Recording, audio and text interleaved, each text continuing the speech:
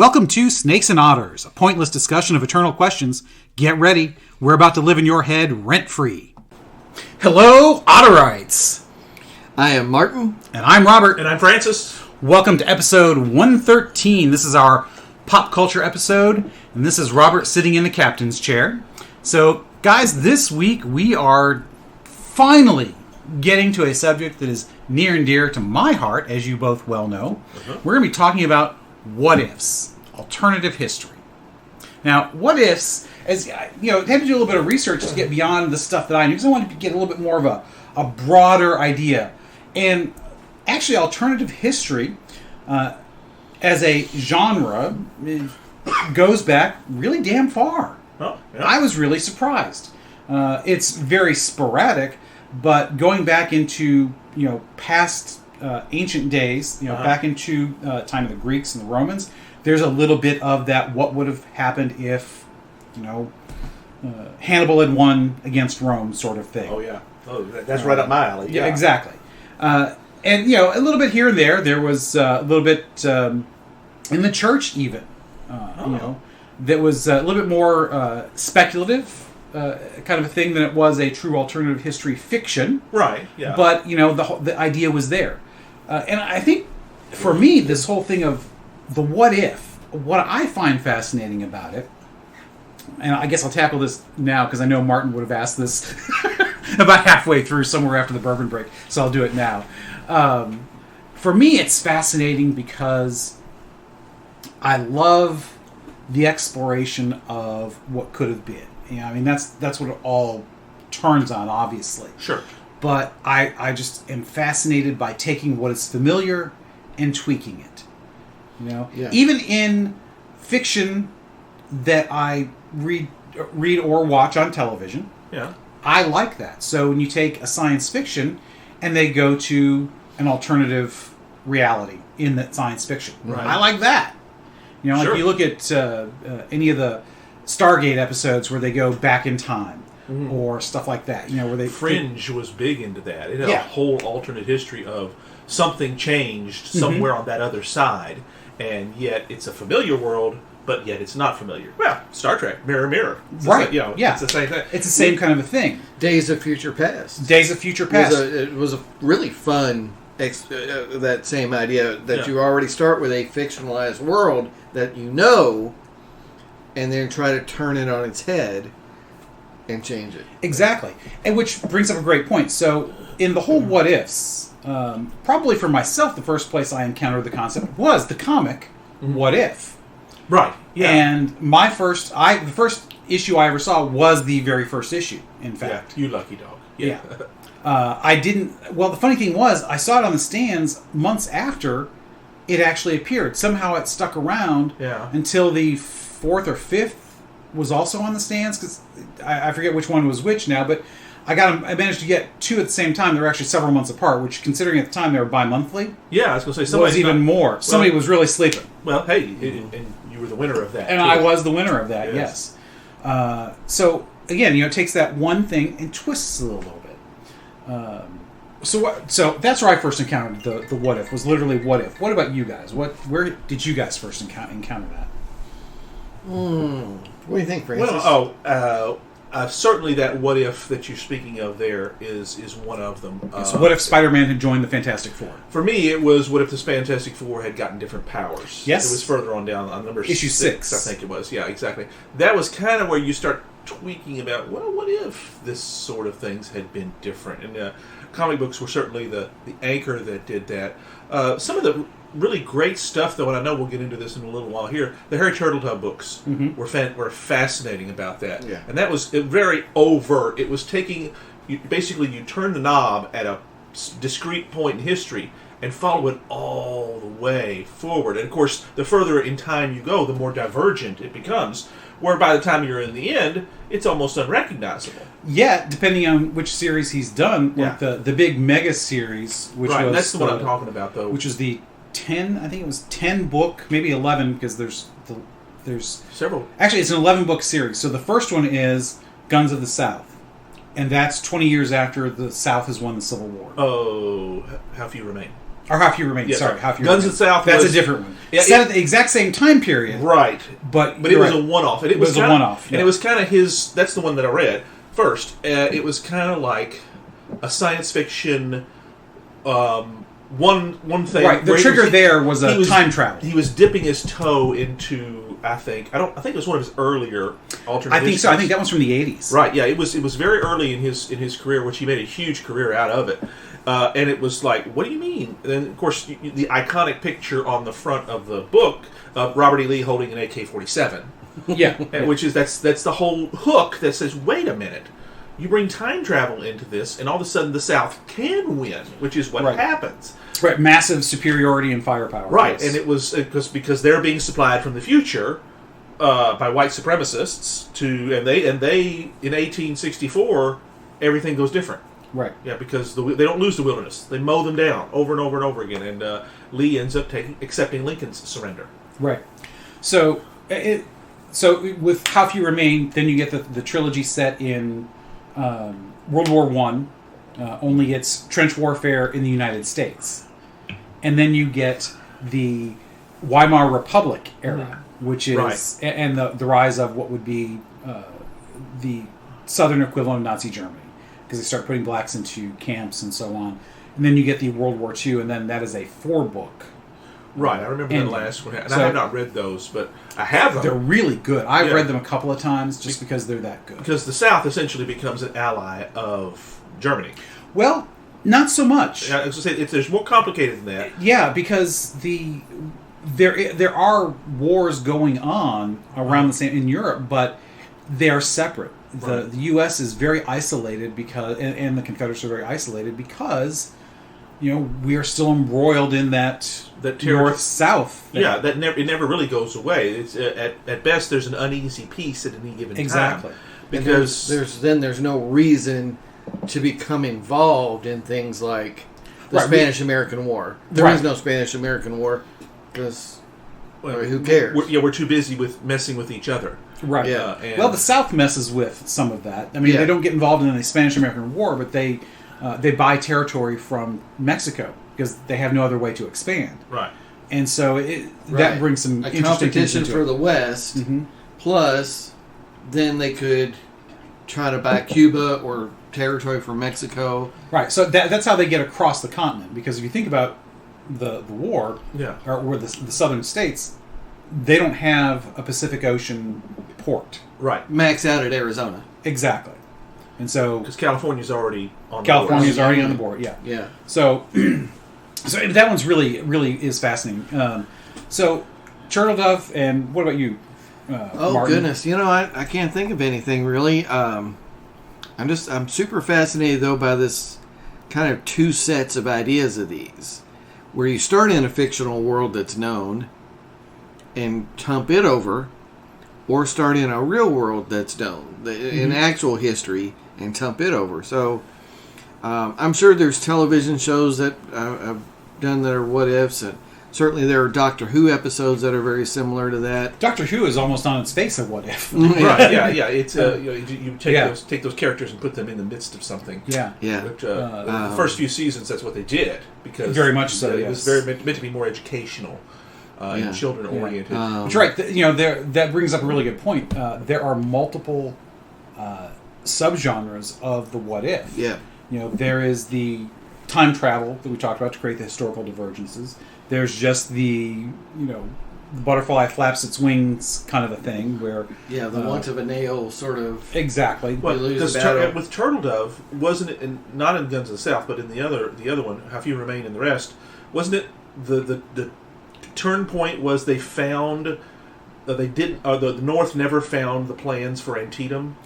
I'd have to go back and look at because that one I haven't read in a long time. I want to say that's how, but I want to say that's pretty close to it. Yeah, it's plus the English and the French they intervene. they on intervene. behalf That's right. on the side. That's right. That's that's the nail in the coffin. That's the only thing that could really make this happen. Yes, we have, and of course, then there's our own discussions on what if. Yeah. We have done that. Right. What would have happened if? Yeah, what if the Brits come in? What if the Brits Right. had come in? Yeah. What if Bobby Kennedy had lived? Right. That sort of thing. And that what if it makes it. We did an entire Gettysburg episode what if Stonewall Jackson had been alive? Still been alive. Absolutely. So, the fascination is there for us. And I think part of it is, because I was thinking about this today in my own preparation, why is it so fascinating? What's the draw for us? Because I'm the heaviest reader of it, but we all participate in this stuff. Robert prepared for an episode. Oh, yeah. He didn't wing it this time. Yeah, I didn't totally wing it this time. I dare say if I had false teeth, I'd spit them out, sir. Now, to be fair, it's mostly the code of honor that I totally wing. This is true. This is true. I know that you usually... Yes. I don't mean to say that Robert has a cavalier attitude to our activities Not here. at all. Not at all. But he doesn't mean to not say that either. if you listen, you certainly know Robert is an erudite individual that can handle any subject. He's ready thank to you, go. sir. Thank you, Sean. I appreciate that. So, time travel, the butterfly, there's cross-time stories, which is a little bit harder to... Depending on how you look at it, it's where the alternative history takes place in multiple time periods across worlds. Oh, well, yeah, that's a little challenging. Yes. Turtle Dove does it, though. Yeah, well, if anybody can do it, he could, yes. Then there's the... Closely related to that is the quantum theory of multiple worlds, which is I always go back to the Fantastic Four, because Reed Richards is always talking about, every time you travel in time, you create a new world. It's like, well, technically, I don't know that you can actually create one. Maybe, the infinite universe is differentiated at that point, but I don't think you can actually create a universe by a decision. But that's an entirely separate thing. DC's made made a history of it. The multiverse, it was a thing for them. Yeah, well, Elseworlds, imaginary stories, even before there were multiple Earths, Earth 1, 2, 3, X, and all of that. Right. DC has a rich history in the comics. Right, and some of them were... And it was all just to be able to get the Justice League and the Justice Society on the same page to each other. Yeah, it's for Earth 1 and Earth 2. Yeah, that's where it started. Yeah. And, it started with the Flash. Well, that's true. That's correct. It was, but that was... Flash of Two Worlds. Yeah, and it was... you're talking, late 50s. Yes, you're talking the late 50s. Yeah, when all that idea came up, and it was Julie Schwartz and all the rest of them, and every year they would have let's team up these two worlds together, which ultimately they weren't that different. They were essentially the same thing. It's just the heroes were different. However, as they kept going on and on, they came up with new ideas and said, wait a minute, what if they're all bad? So hence you get Earth 3 and the Crime Syndicate, which are doppelgangers of that. And then you decide, well, they were going to be Earth Swastika, actually. But Julie Schwartz says, I ain't going to name an Earth after the damn swastika because I fought them in World War II. So it became Earth X. Yes. And that's where the freedom fighters were, and it was one of my favorite storylines. Yes, that was the one where what if the Axis powers had won World War II? Absolutely, and it was damn good. It was just 2 issues in the early Justice League 104 and 5, I think. Might be wrong on that. Yeah, that's another. That I guess brings up a really good point too. For us as modern readers, which really this genre really didn't take off as a massive phenomenon until the latter half of the 20th century. There was some of it. But it really starts to explode because science fiction starts to become a major thing. Well, it's always interesting. I think that's... when it's done well, it is. Yeah. And of course, as we have talked about before, I like to point out that, in my point of view, all fiction is alternative history in one way or another. So I like to look at it that way. Whether it's grounded in actual events or otherwise. Right. The question is, where is your divergence? Is your divergence so far in the past that you totally cannot recognize the world you're reading about, or is it so close? Where does Star Trek and Mirror Mirror come in? Are they taking that from these comic examples in the 50s, or are the writers of those episodes, where are they getting that inspiration? Well, that was really pretty unique. It was also very different from the original script. If you look back and research that a little bit, but even in other science fiction shows, it was not. They were not evil there. It was in the original thing. It was just a slightly different universe where phasers hadn't been invented, or something like that. If I remember the details on that. Yeah. And they realized there's just not enough conflict here. It just needs to be tighter than that. And that's where the whole doppelganger business, where the evil the goatee wearing Spock comes from, and that's a thing now. It's a meme. It's a trope, but it started there, and it was kind of goes back to the idea of, well, what if we take these good guys and make them evil? It's a lot of it is on television. They'd already done that once in the first season with the evil Kirk, the split, the Kirk, good and evil. It lets these actors play a slightly different version of themselves, and that's always attractive for the actors. And it's also attractive for the audience to see them just slightly different. In this case, considerably different. Yeah. Now, as far as where that comes from, at least for the Trek, there may have been some comic influence. I don't know that a lot of writers back then would have been as influenced by the comics as they are today.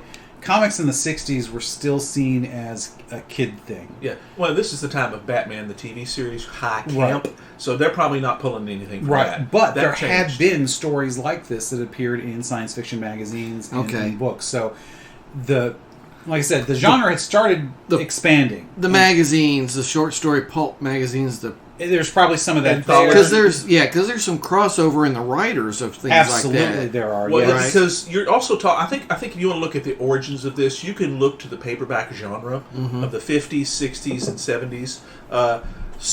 You can go back to the 30s with Robert E. Howard and all those other folks that were writing for these pulp magazines. They're way out there stuff. Seriously way out there stuff.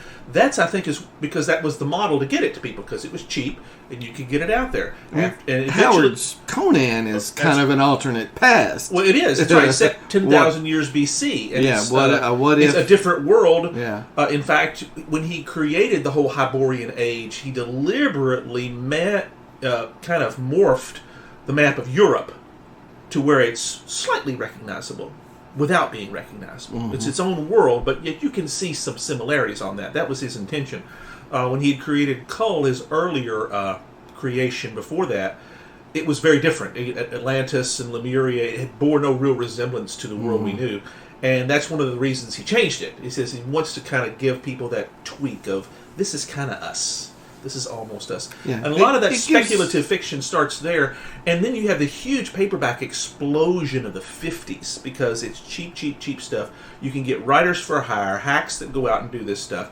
And all sorts of genres come out. Of course, it starts with the hardboiled detectives and the mysteries. Then you have men's adventure coming later. Science fiction is huge, mostly in the 60s. See, I think I would say that and fantasy too, the paperback thing that goes way before that. I mean, you go back to even to the 1700s, and you've got penny dreadfuls, and you've got penny novels still. Sure, detective magazines were all the thing back then. That goes all the way on up, because there's a lot of fiction being written. From the point the printing press takes off to the modern day, right? Until now everything's electronic, but. There's still a ton of stuff being written.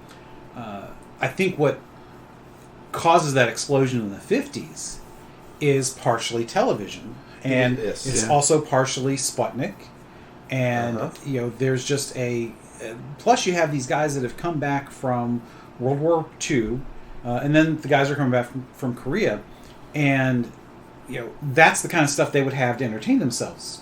They would have had those kind of novels. That's right. Over there. That's why comics were actually really big in World War II, because they were sent overseas. They were literally printing millions of copies of each issue, and a good chunk of those were going overseas and just dropping them off. So that's right. That's one of the reasons those books are so rare, is because most of those were just destroyed. Right. There are very few of them stuck around.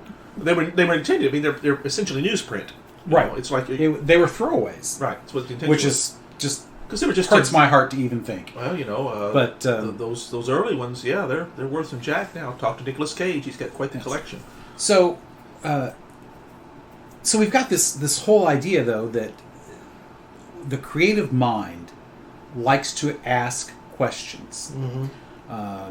You guys know I love Stephen King. I love his thought process. I love how he approaches things. He's one of the best. One of the things that I remember in his book on writing, almost everything he writes starts out with a question. What if X? What would happen if Y? or something like that. Yeah. And it's not, what would happen if, there was a cowboy that was in this alternative future, being the gunslinger. Right. Or it's usually a lot more. It's a lot less concrete. It's a lot more philosophical. Maybe. What if a monster lived in sewers? Yeah, that's exactly. Those are the type of things. Or why are clowns so scary? Yeah, I'll show you why clowns are scary. That's right. Yeah, exactly. Because it may be multiple things that he's bringing together to come up with these type of things. So, the writing that I've done I've ended up approaching in a similar way. What if this? And I think that the what if is just a natural. When we talk about history, that's just a natural extension, because everybody who writes alternative history is almost always a history buff themselves. Oh yeah, absolutely. So it just becomes something that you get to play in two areas that you love, writing and history. Yeah. It doesn't get much better than that. Well, there are a lot of things that do, but when it comes to things we can talk about on the podcast. That's right. Well, I think it's fascinating. The best you can do all sorts of alternatives, histories, and what ifs. I think some of the best ones are the ones that we keep coming back to over and over again. Have a pinch point of some thing that they're going to. Stephen King's a great example. His 11/22/63. Yep. Which actually a very good miniseries. I've not seen that yet. It's on my list to watch. You should. It's very, very good. It's Stephen King. It's very dark. It's not just, and because he's kind of, it's about a lot of, it's time travel, but it's kind of almost fantasy in many respects. He doesn't waste a lot of time with the how. Right. It just kind of happens. Almost never does. Yeah, and it's just, here's what happens when we do that. And you send James Franco, who was in it. He's okay. He does a fine job with it. He usually does.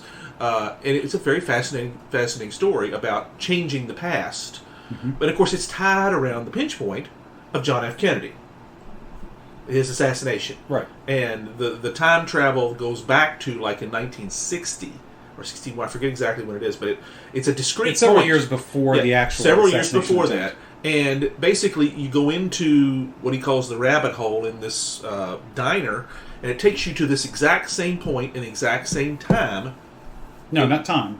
It's exactly the same point in time. Oh, every yes, time. yes. That's what I mean. Yes. Yeah, you go back in time to this very place, this very time, every single time.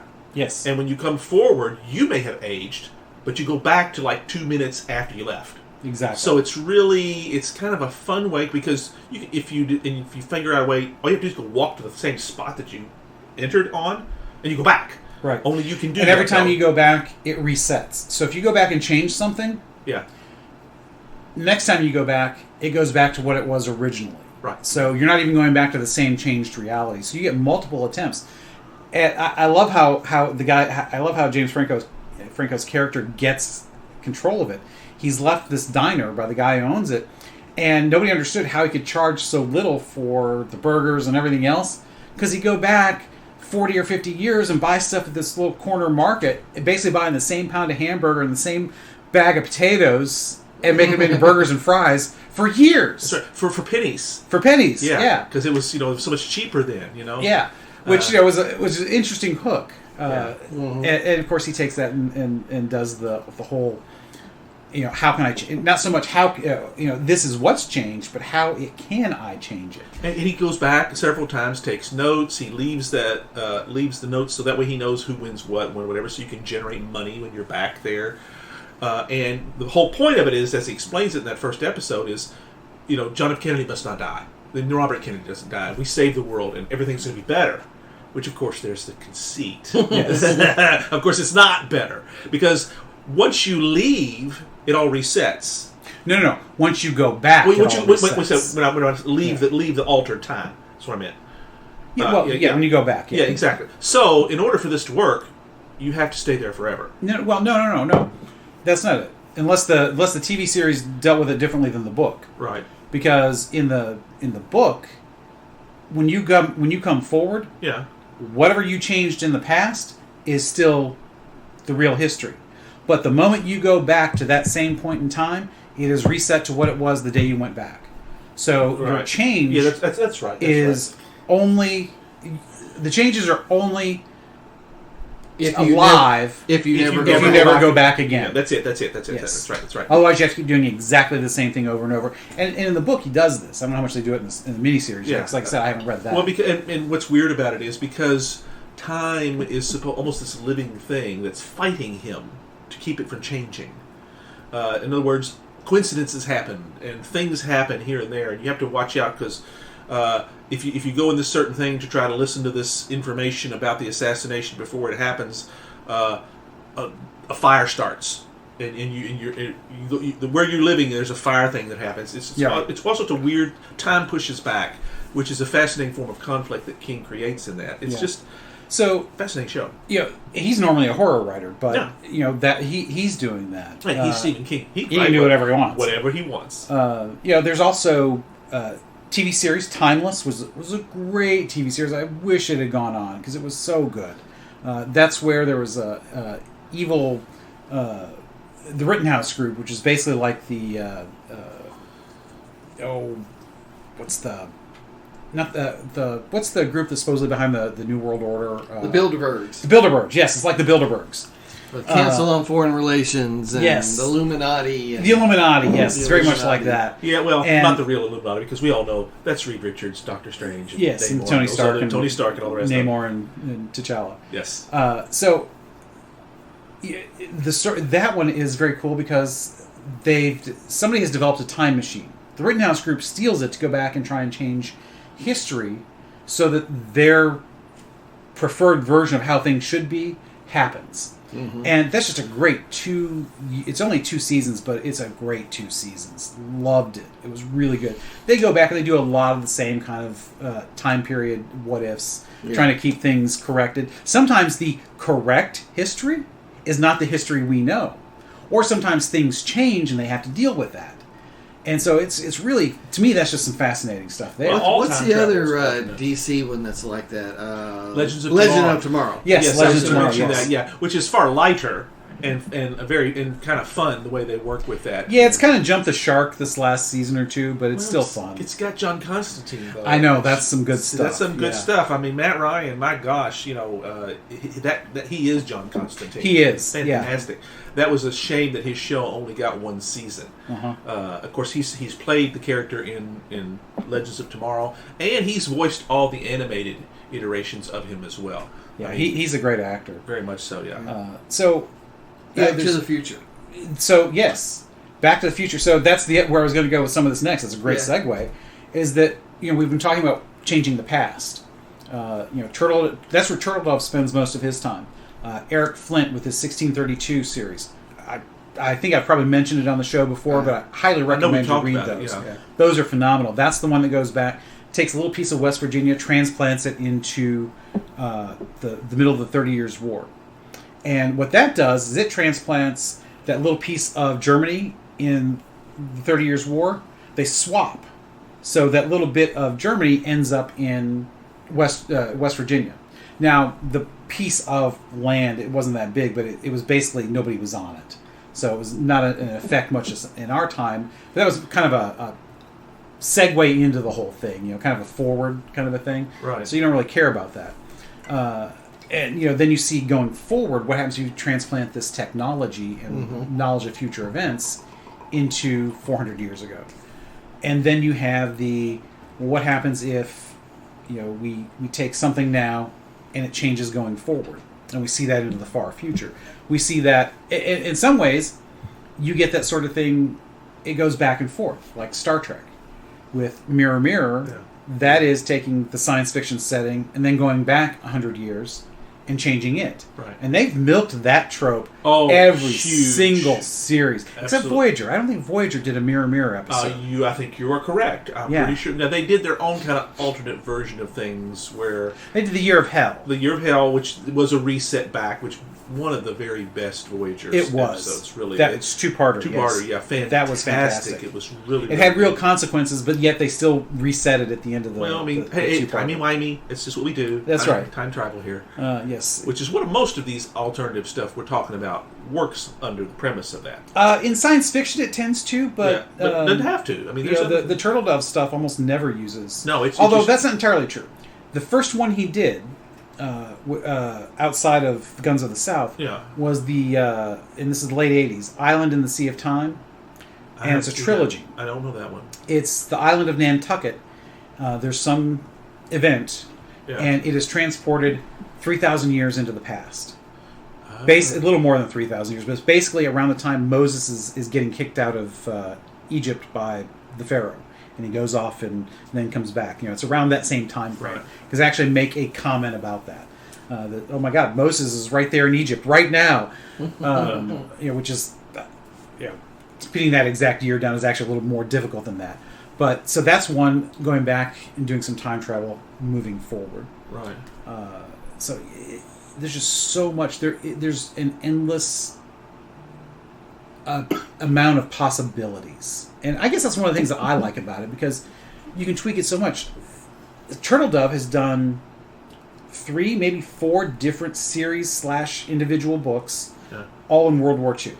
I was glad you mentioned that, because one of those is totally different. It's really not it's an alternate history, but not as a time travel revision. It's basically aliens come to Earth. Yes. And that during World War II, or right before World War II, and Stalin and Hitler and us and Britain and we all band together to fight the aliens. Talk about turning things on its head. Yep. Because all these familiar people that all of a sudden are doing things differently, working together even. Yep. Wow. That was a really good series too. I think it was one of the latter ones I had done. I didn't think I was going to like it, but I really did. But he did one where this general who is in Spain, and I forget which one it is, his plane is shot down in the real world, and so he doesn't make it out of Spain. But the turning point there is that his plane doesn't get shot down, or maybe it's the other way around. I forget which now, because I read that book only once. And it goes from there. Then there's the war that came early, where in 1938 the Brits get a backbone before Churchill, and basically says, no, you can't have the Sudetenland. We're going to fight you over this. Right. And so it's a year earlier than Hitler wanted to go. Because he wasn't planning. He didn't think they were going to fight him then. Right.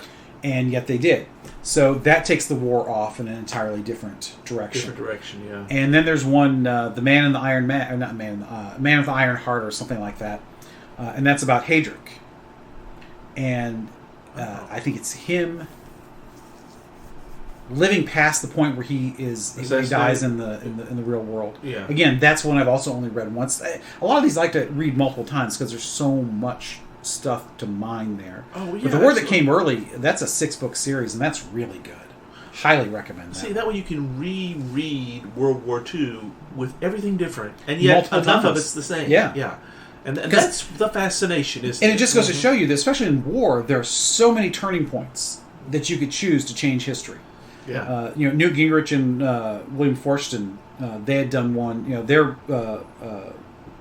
Gettysburg and Grant Comes East. Those are alternative history. They're not like the Shara books, which are fictional history, historical fiction. They're actual alternative history. And then there's Forstchen did his own, where a modern battle group from the 2030s, something like that, is thrown back in time into the middle of the preparations for the Battle of Midway. Interesting you say that. There's also the movie The Final Countdown. Yes. Which is similar to that. Similar, yes. Sends back the USS Nimitz right before Pearl Harbor.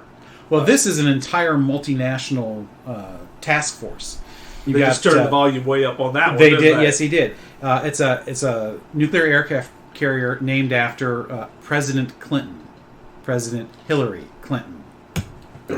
Yeah, talk about your what ifs. Yeah, talk about your what ifs and your alternate histories. Exactly. And since it's multinational, you've got Japanese forces, German forces, you've got British forces, and it's literally they appear in the middle of the contemporary battle group, and so you have ships that are intersected and they're fused because they literally appear inside of each other. And so each side loses ships and men. And, they think it's an attack and nobody knows what's going on. It's fascinating to see the effect that they have on the timeline. almost like the squid from Watchmen, Yes. blown right into the middle of things, and all of a sudden everything goes, oh, sorry. Yeah. Well, So- Watchmen itself is alternate history. What is? Oh, Watchmen. Yes, absolutely. Yes. It's very much if something happened back in the 40s and superheroes became real, especially with Dr. Manhattan, the power that he has literally changes the world. Right.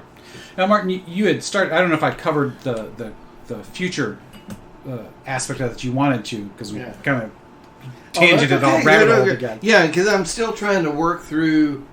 You've done a lot of examples with the time travel. I was trying to figure out, again, more of those examples where it's that want of a nail thing, where the history is changed by just one.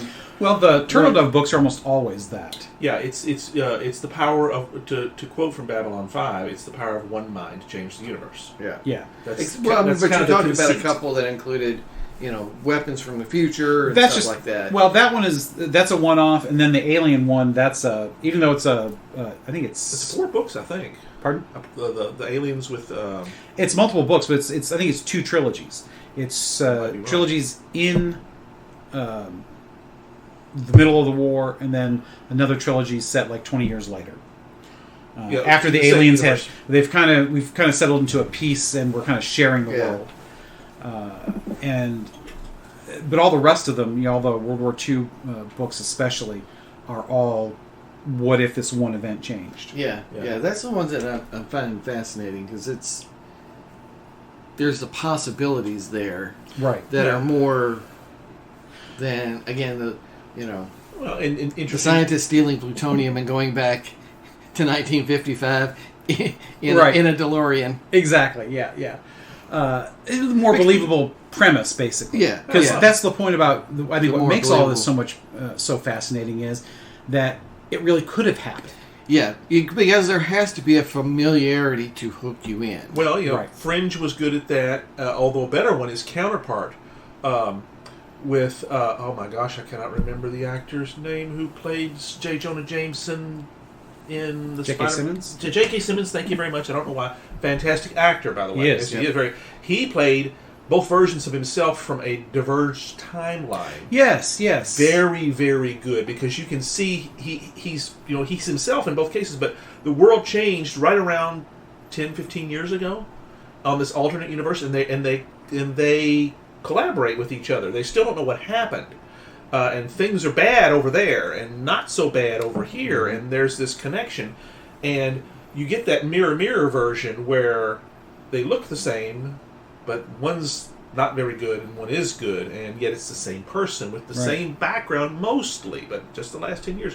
The further you go away from the divergence point, that's where the world changes, and that's what you're kind of talking about here. Is you want it close to from a story point. You want it close enough to the divergence point to be recognizable and yet different. Right. Because if you go too far, it's going to be so different.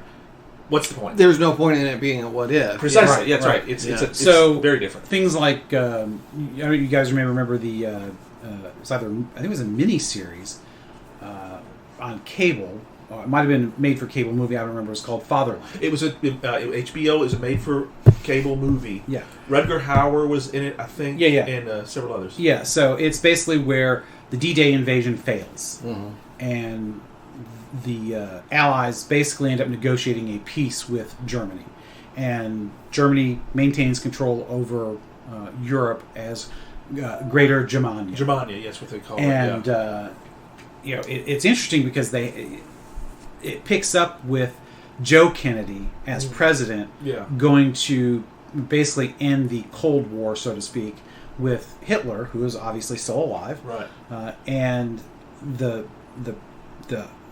journalist, I think she was, that is there covering it, and meeting up with people in Germany. And, this one woman in Germany lets slip, so I understand you still have them in America. Have what? Jews. Yeah. It's like, we of course don't have them anymore. We ended up gassing them because we needed to save those 6 million bullets for the Eastern Front or some line like that. Right. And that's when she realizes, oh my God, these people are monsters. Right. And ends up with Hitler standing at steps watching Joe Kennedy's limo drive off because he gets the word because they get some packet of information to him. It's like, he's reading it. It's like, holy shit, let's get out of here. And Hitler's like, what the hell? You know, because I thought we were talking. I thought we were buds now. The better version of that, though, that actually had some time to work for it until the last season, The Man in the High Castle. Yes, that was where I was going to go next. Man in the High Castle is a fantastic series. If you really want alternative, you really need to spend some time with this. It ended. Actually, I thought it was great. I didn't think this last scale. You didn't like the ending? No, I thought it was fine. Oh, really? I mean, it just wrapped everything up so fast. It's just like, okay, now everything's good. I don't know about that. Well, but it's a great concept, though, played out really well. That's right. And it didn't really get the science fiction aspect of it into it until later. That's correct. Which is really good. Because it lays out, it's still an alternative history, but then it has a twist inside the alternative history. Right, and it's basically the stories of, what if Hitler had conquered the world, essentially, and the Japanese, and what would America be like as a conquered people. And the story... there are many, many characters. Rufus Sewell probably plays the most important one, I think, who basically is an American who becomes leader of the Reich over here. There's a split, there's things that happen and stuff like that, and it's fascinating. Each season is a discrete story with the same characters, but ultimately it's his arc that goes through that. And it's like, can an American be turned into this fascist monster? So because of power, that's one of the things that talks about. It's not just power; it's adjusting to the new reality. Yeah, he's the ultimate collaborator who rises to master of the world in many respects, his own world, of course. Yeah, it's one of those things where is he really a collaborator only because there is no real resistance? Yeah. There's we're a conquered nation and. Life goes on eventually. Yeah. But it's just fascinating. Yeah. That's one of the really good ones. It's so fantastic. Yes. Before we go much farther, let's have our bourbon break. Bourbon break. Indeed. That's right. Because it is evening, we are actually able to drink our bourbon because it is after work. We're not having breakfast. We're not having breakfast. No. Which is very sad because breakfast is always good. This is true, but hey, bourbon's nice too. So yes, bourbon is very nice. And you and I are having the same thing, am I right? I'm having the double oaked. That's what I'm having. Yes, haven't had a double oaked in a while. Well, that's right. You cracked the new bottle. Yes, just before Woodford Reserve Double Oaked. That's right. Yes, it is my number one. 2021 Batch 2. Oh yes, very good stuff. Very smooth, great color, great texture. Yes, there's a power to it. Yes, that's just. But it is just one of the most refined bourbons that you can drink. It really is. Yeah, it's got a bit more of a bite than the regular Woodford, I think. Yes, but it's not a harsh bite. Not a harsh bite, that's correct. It's a fullness. Fullness, however you want to put it. And so, Martin, what are you drinking there? So, here at Studio F. Yes, we are in Studio F in the Baxter Building. In the Baxter Building. Right, yeah. Francis has a bottle of good old Maker's Mark here, but it's a special bottle. It is, that's right. It's a bottle for Barrels for a Cause from the Blackout Group. Uh-huh. And this particular bottle benefits the Lee Initiative for restaurant workers. And Blackout Group has contributed over $500,000 to Kentucky charities. Yes, they have. Through these bottles. Yes. And I am afraid Odessa has made her appearance. I'll have to silence her. That's my Amazon Echo Dot and my daughter slipping herself through, trying to talk to her sister without having to get up from her couch, I'm sure. In a whole different abode. Yes, in a whole different abode across town. That's right. So gotta love it. Yeah, that's right. So technology. Exactly. But you're right. Yeah, the Blackout folks were very, very great. That was a gift from them to us. They do a lot of work. They basically what a bourbon group is they go. They're a group of investors. They go and buy a barrel themselves and they bottle it themselves. They get the bottles from whoever it has. And they put their own labels on it, and they'll sell it or give it away or raffle it off or whatever. I'm not sure all the details of how that goes. Usually for charity. Yes. As you see here. Yeah, so Barrels for a Cause. Yeah, and it was. I'm delighted. I love the folks that run the Blackout Group are good friends of mine, so I'm delighted to be able to spread the gospel of their Yes. good work. Yes. Bottle 27 of 500. So Yeah, that's right. It's Oh, wow, that is a low number. absolutely. number. See, they're just getting 1 or 2 barrels, and they're bottling it from there. No, I meant the 27 is a low number. Well, yeah. Well, it's because I got connections. He knows a guy. I know a guy. I know That's a guy right. that knows a guy. I know that some knows a guys. guy, That's yeah. right. That's right. So, it's, yes, it's, I've got you are getting the good stuff, Got sir. a nice glass of Makers that contributes to charity. Gotta love that. Can't get any better than that, boys. So, one of the other authors I want to give a little bit of a shout out to, because I talked about, so Turtle Dove, obviously he's the acknowledged king. Yeah. I think Eric Flint does not get enough credit for a 1632 series. Yeah. Because it's not entirely a traditional alternative history, because it's got a little bit of that time travel, but that's okay. I still love it. One of the others I'm really, really liking is one of those cross-time / rival parallel world sorts of things. Yeah. And that is The Destroyer Men by Taylor Anderson. And in that, you've got, it's at the beginning of World War II. It's got, the story is about 2 destroyers, the Mahan and the Walker. And these are actual 4-stacker destroyers from between the 2 world wars. So they're hopelessly outclassed by the Japanese Navy at the beginning of the war. Mm-hmm. And they're fleeing the Philippines. They're being chased down. And they encounter this huge green storm that transports them to another world. It transports them to a parallel Earth. Ah. And in that parallel Earth, the difference has nothing to do with modern times. The difference is that the asteroid that hit 65 million years ago and destroyed the dinosaurs missed. Ah. Okay. There's a good. So hook there for are you. no humans. There are the Grick, which are semi-intelligent lizard warriors. Okay. I don't think they're quite velociraptors, but because he doesn't really give a good enough description of them really for me to be able to nail down which species they are. But that's okay. That part doesn't matter. But they are ruled by a queen, and there's a ruling class that the cleric class, for lack of a better term, if I get medieval terminology with it, Yeah. that are smart enough to be able to be sentient. The warriors are not. They're basically bloodthirsty. They're either eaten or killed before they can mature enough to have any sentience. And the good guys are a bunch of advanced, evolved lemurs, basically, that were driven from their ancestral home on Madagascar. As you figure this out through the course of several books. Right. There's been like 13 or 14 of them now, I think. I think he just finished up with like 14th or 15th book. And so you see then the parallels of this different World War II Right. and other groups that have come across from other parallel worlds at different times in history. Yeah. So you have this weird evil version of the Catholic Church in Mexico. And you have... And then you have this in Hawaii, mid-1800s era technology, a group that was brought over in the same fashion. They're all brought over basically the same way.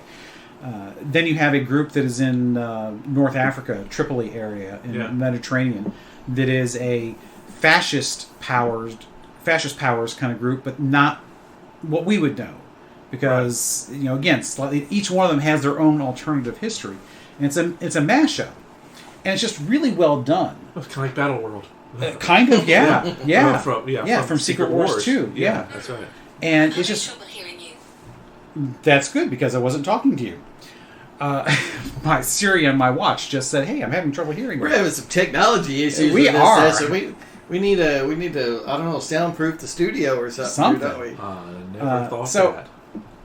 This is a lot of these revolve around war, because obviously I think war gives you the best It's number interesting. of It's a dramatic opportunities. place It's dramatic. That's right. to make a change. Yeah. Yeah, and it's kind of a well-established. Again, the idea of, for the one of the nail, the horse was lost and the battle was lost and all that. So Exactly. it's Exactly. clearly the place to pick up with something like that. Yeah, and so I know, Martin, you've not read these nearly as much as we have, but is there a particular what if that you've either read or heard us talk about that you've got a particular fondness for. Fascination with, perhaps. Yeah. So, like, if you were to read the ultimate what if, maybe.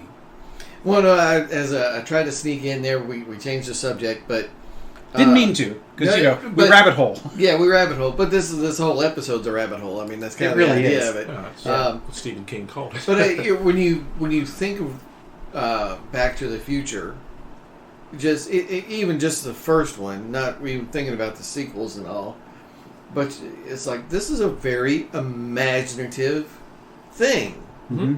Yeah. and I always liked in that film you really had to pay attention to all the subtle stuff. Yes. Oh, yeah. You know, Twin Pines Mall Becomes Lone Pine. Lone Pine because Marty ran over one of the pine trees and killed it. Exactly. So I always liked that part of it where there was all these very small, subtle bits and the little jokes like the politician, Yes. the mayor, over the loudspeaker in Goldie 1955. Wilson, yeah. Yeah, the 1955 and the 1985 mayor. The yes. Progress platform. That's right. They were saying the same things 30 years apart. Yep. So Or the when he shows up in the diner, it's like, why are you wearing the life preserver? the life vest. What's Yeah. with the life vest, kid? Yeah, he's just got a puffy down jacket, vest, That's right, down yeah. vest. I want a Pepsi free. You can't get a Pepsi free here. What are you talking about? You got to pay for it. How about a tab? No, I can't get a tab. You pay for something. Come on. Yeah. Which themselves are now anachronisms. They to are, us, yes. Because tab's people- gone. Yeah, they're long Soft gone. drink. Yeah. So that's a really good point. A lot of the times, some of the fun of this is the subtle difference. The creativity that, and the paying attention to the small details right. really makes for a really fulfilling world and as you guys always talk about, the craft. Yes. That's right. It's a great thing about the craft when you can pay attention to the details and make a small thing out of it. It reminds me a lot of that Year of Hell that you talked about Mm-hmm. from Voyager. And I'm not sure if you remember the 2 episodes for that, but it was based on removing pieces, time revisions. What was being done by this alien, the Kremen, and They're trying to restore the glory of the Kremen Empire. Exactly, they're going through with their time ship and basically removing pieces, making removing entire worlds or species to try and restore back this glorious time. But the leader, Anarax, who was played marvelously by the ever wonderful Kurtwood Smith, keeps going because he's trying to restore his wife. Yeah, that's the real goal. There's the real Even goal. when he gets a 98% restoration, He's still not. Yeah. it's not enough. That's right. Because his wife is not part of that 2%. That's that history pushing back. Yeah. That's right. It that won't we let talked him about. have what he's looking for, and that's what made it a great story because it was a human story. But the thing is, when at the end, which is the great part, Yeah, is that when they basically have a rebellion on a ship because they're tired of it, yeah. and they basically blow themselves up, they get the 100% restoration. Everything because all the stuff they've done is undone. Which is kind of a little bit of conceit, but it makes some sense when you're talking timey-wimey stuff. And he ends up back where he was, and you show the very last scene is he says, maybe I won't do this. Maybe I'll do it differently. So Right. you don't know if he knows. Right, instead of or keeping he doesn't. working, he goes and spends time with his wife, Right. and things And change. it's kind of like, where... So that's where the vampire movie got it. The vampire movie? Yeah, what's the Twilight?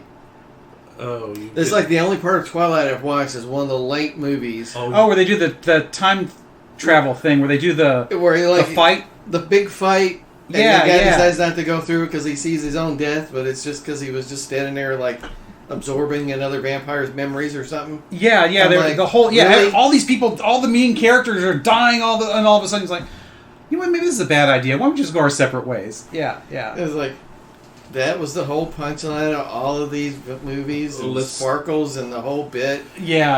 Ugh, I was right to hate this right from the start. Exactly. Well, Yeah. it's become its own parody. It at really this point. has, yeah. It's become that, and it was just a decade ago where it was enormous. Yeah. It was enormous. So, Oh, and one more, of course, that I always like. And again, you're starting with a fictional world already, but the Enterprise C. yes. Yesterday's Enterprise. Another Yes. great And then, example. of course, morphing into Redemption. with Commander Sela. Yes, that's another great example of that. So that's my two. Really, the future consequences that come about that you're not even dealing with right now. Yeah. So, Francis, what about you? What if you had to pick something? Oh, if I had to pick my favorite what if of Either your favorite what if, or maybe like opposed to Martin. What about your ultimate what if? My ultimate what if? Oh man, put me on the spot here. There's just so many. Well, you are the budding novelist. Well, this is is be able true. to come up with something. And I'll tell you one thing. I keep going back to the whole JFK assassination piece. Very fascinating. I've studied Kennedy a lot in life, and a lot of the changes that's been done a lot. Stephen King did it better than so many. But I'll tell you another one that was done really, really well, and you might guys remember this from the new Twilight Zone in the 80s. They did that. A time traveler comes back to observe and foils the assassination plot because he's a descendant, not of Kennedy, but a relative or something like that. And it turns out He could have been a descendant of Kennedy. I want to say it was. Yes, I want to Kennedy say didn't have kids. It's correct. I want to say I'm reaching back because it's been a long time since I've seen it. But they discover that by his changing everything, there are no futures where the world does not end immediately. Right. It basically is complete destruction of the biosphere within so many years because of what happens. Right. Time kind of. And it's interesting. I've seen that consequence to that particular what if in several places. It's That's very right, and interesting. and ultimately he ends up taking Kennedy's place and is himself killed as Kennedy, and it's all covered up. And Kennedy himself is sent to the future, and he's teaching in the future and stuff like that. It was an interesting. I don't moment. remember that. It's the Twilight Zone. You can get away with that sort of stuff like that. It was very, very good. And another one I'll go back for is there's a one they did, the Once and Future King, about Elvis. And I think I've seen you've that. seen this one where a guy, he comes back from the future, Yes. and he meets Elvis. He's an Elvis impersonator, and he kills Elvis in a fight accidentally and takes his becomes place. Elvis. And becomes and Elvis. And Elvis's mother knows it's not really Elvis. That's correct. She says it, and at the very end, it was made with the cooperation of the Elvis estate. So there's a whole lot of details in there, and that they make this up, and he becomes Elvis because he knows everything's going to happen. Right. And it kind of ends with him talking about, hey, she knew her son was dead, and he never really came back, and all this stuff like that. This is doublespeak that the audience knows is real, but the reporter thinks is just something else. So it's fascinating. It was done around the anniversary of Elvis's death. Yeah. Does he get hooked on barbiturates and die on the toilet? I think he lives out. It's right before that. It's almost one of those things where he knows it's coming. That the history that he knows is because he's actually lived. He will actually have lived it. Yeah. So history doesn't actually change.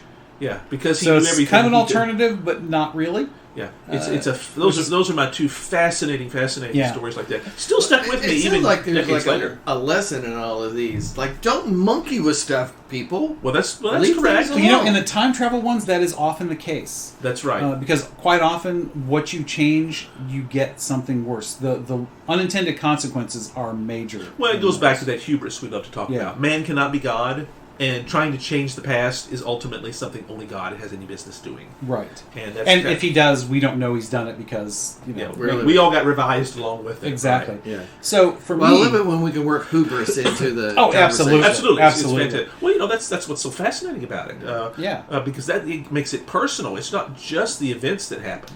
So, since I am captain, I will finish up with my favorite. Probably not. I don't know if I can really even pick a favorite, but I think one of the ones that I find the most fascinating is the Eric Flint stuff, where this little town in West Virginia, and he actually models it after a real town in West Virginia. So he gets like a directory from approximately the year that this was written. So he gets an idea of the number of people that are in the town, the kind of businesses that are in the town, all that kind of stuff. So it's that would be very, really very grounded in a real town. Yeah. And it's become so big that there's been a ton of fan fiction that has been done. It was being done on one of the online forums. That fan fiction eventually got started to be published in what's called the Grantville Gazette. Grantville is the name of the fictional town. Yeah.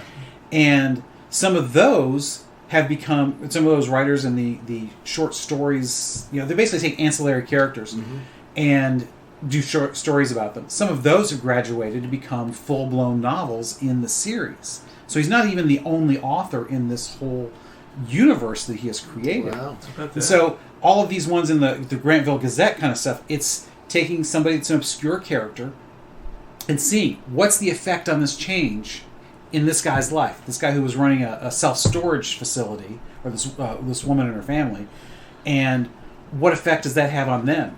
And because there's nothing to store in 1600 Germany. Right, but all that stuff that's there, how many of those people didn't make it through, and therefore that property is now hers, that she can sell. Because everything that they bring back with them becomes extremely valuable. People want to buy stuff. So there's a group of kids, the young girls, teenagers, they've outgrown their Barbies, and they discovered that monarchs want to buy these like mad. Because, because they're unique, they're one of a kind, and so they sell them for literally a fortune, and they parlay that into a massive financial empire. Started with a bunch of Barbies that they didn't want anymore. And another group of kids, kind of related, it's like, because everybody in the town's making money. Either because they have some special skill that they can market, or some items, like there's a Jewish jeweler, no stereotype there, that his skills are far beyond anything in 1630s. So he becomes rich teaching it and creating gems for, again, the monarchs of the day. And it's just fascinating, some of those little side stories that are done. So it's kind of what you're talking about, Martin, with some of the stuff you were talking about, mm-hmm. The little pieces. Only you get to delve into them really deeply. And see how all these things can take off. To do it well, it requires a lot more than just a 2-hour movie, for example. Oh yes, you could never do this. That's right. I mean, you would have to do this like like Stargate was 10 seasons of 20 episodes each. Yeah. You'd need at least 200 episodes to do this justice.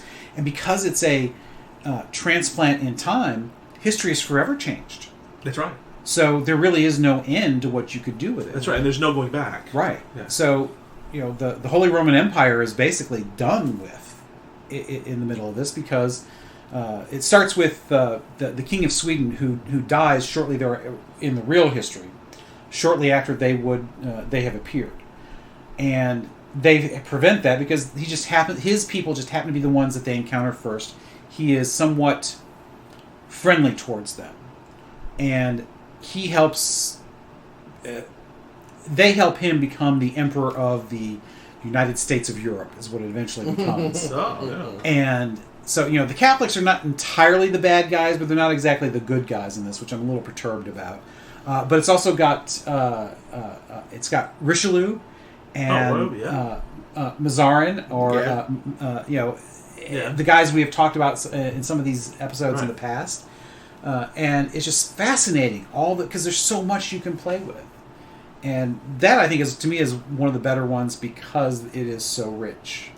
And it's truly alternative history in a unique way. Cool. Very cool. So, anyways, to me, it's just fun because I find it a great intellectual exercise. Amen to that. So, I think we've probably pummeled this expired equine enough. Indeed. Yep. Francis, buddy, what's next? Oh. Hoopajube time, boy. Hoopajube! Oh, yeah. Didn't know that was coming. Of course we did. Whenever... What's a hoopajube? That's when they take this big metal... No, sorry. That's okay. Well, that's good. That's good. That's we won't go there. We won't go there. That's it. But, hoopajubes, you never know what we're going to get. We work very hard, not regularly, to come up with the most interesting, weird, totally different ideas ever for our hoopajubes. This one has got to be one of our best because it's going to be all about smoked meats. Barbecue and all the various iterations that we can go with. Who knows where we're going to go with this. It's going to be fantastic. We're going to talk about, we don't have any barbecue. We need to get some or something like that because, dang, it's going to be mouth-watering.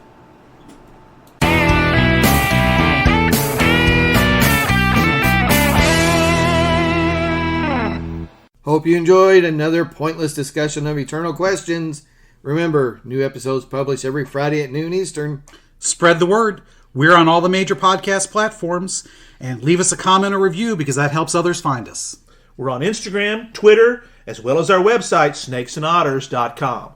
I'm Martin. And I'm Robert. And I'm Francis. Join us next week. Same snake time, same otter channel.